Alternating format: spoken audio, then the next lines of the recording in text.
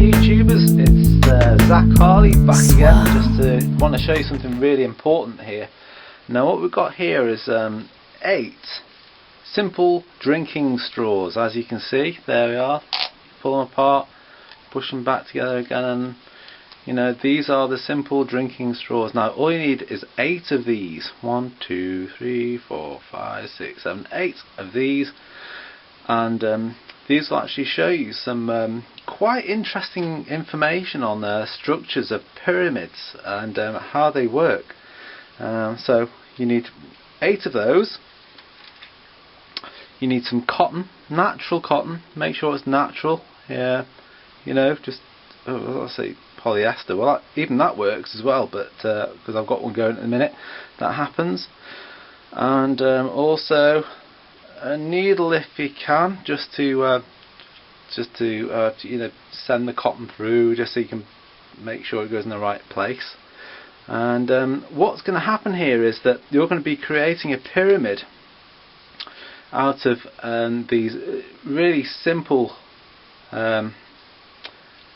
materials, and you can have some fun with this, because this is quite incredible. What happens is the pyramid will actually spin in an anti-clockwise manner, and you know, I can't really explain it, but again, it goes back to this sacred geometry and that type of stuff. So I really do need your input on some of this, so we can work out what's actually going on. And so I'm going to show you in a second just how I've made mine. Okay, hi YouTubers. Now then, what we've got here is this is what I've made is just very simply out of straws, drinking straws, is a simple pyramid. I've not had to cut anything. I just kept everything equal lengths, and all I've used is simple tape, you know, like insulation tape, to tape them all together.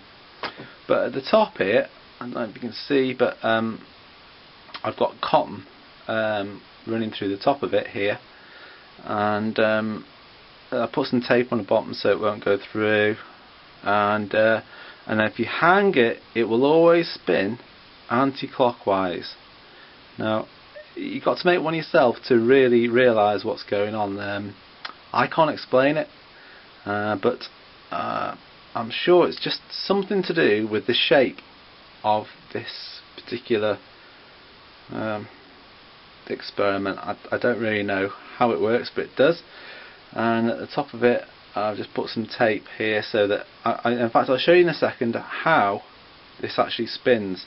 Now what you'll find is that once you've made one of these, when it spins out completely, you'll pull the tape at the bottom here, and it'll start spinning around back the other way, as in anti-clockwise, so that you'll be sure that it's not just the thread, you know, because my first thoughts were, well, it's going to be the thread, it's the thread that's making it spin. Well, it's not.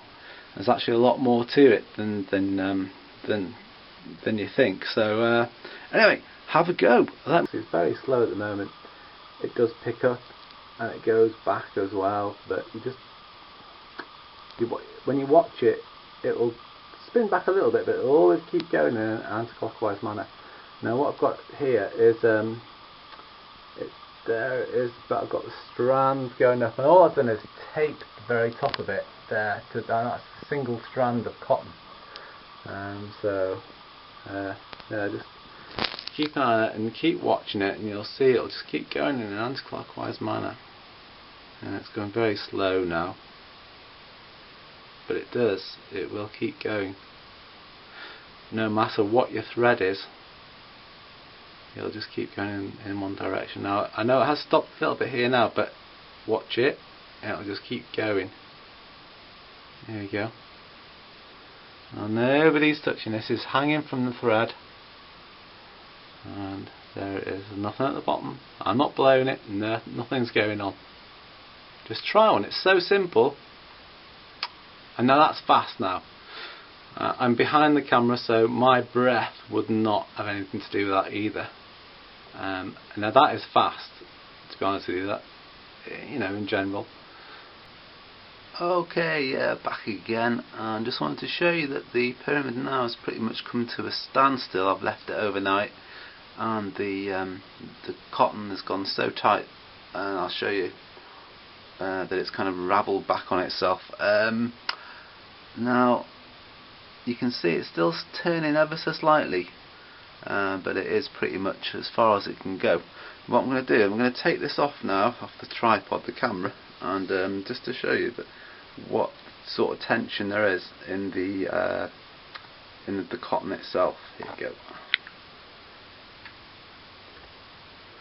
Okay, so if you look at the, I'm going to lift the pyramid up, and as I lift it up, you're going to see that the cotton is actually folding back on itself. See here? Now, I put the paper there behind just so you can see it more clearly. And so that there is how you can see it's just become so taut. Now what I'm going to do is I'm going to pull out the bottom. What I've done is I've got some tape here at the bottom. Lift that up there, oh there's that. And you're going to see it spinning out. Okay, see that's spinning out now. What I've done is I'll take that out so it's spin out, hopefully spin out completely, and if I drop that back down now, you should sort of see it start spinning again, because before it kind of pretty much almost stopped. So let's try and get that steady. Oops. In fact, I'll make it go the wrong way for a sec. Yeah.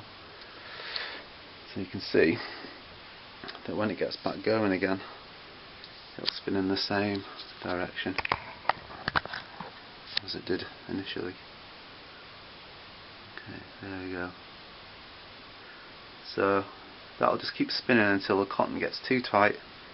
And but you know, experiment with this, and try and experiment with different shapes as well, like squares and other maybe circular cones, or I don't know, you know, but have a go and see what other shapes work best. But there's a definite form of energy there. I'll put some links in as well to other scientists that have come up with reasons why this is happening, and right, enjoy, have fun.